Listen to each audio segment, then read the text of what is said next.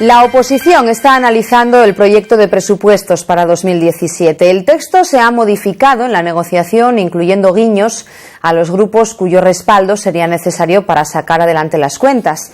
Entre ellos, más apoyos a los autónomos, al I+D+I, como pedía Ciudadanos, o la corrección en el error de salto de las herencias demandada por Podemos.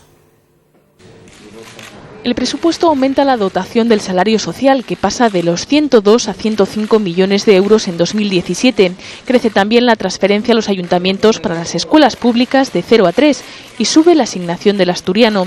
Cuestiones muy demandadas por Izquierda Unida, que asegura que aún quedan otros asuntos pendientes. El texto incluye también un aumento en las partidas de apoyo a los autónomos o a la de I+D+I, reclamaciones ambas de Ciudadanos, que esperaba el mismo apoyo para sus propuestas fiscales. El borrador de los presupuestos incluye una única novedad en materia fiscal. Se eleva de 150.000 a 200.000 euros el mínimo exento de pagar impuestos cuando se recibe una herencia.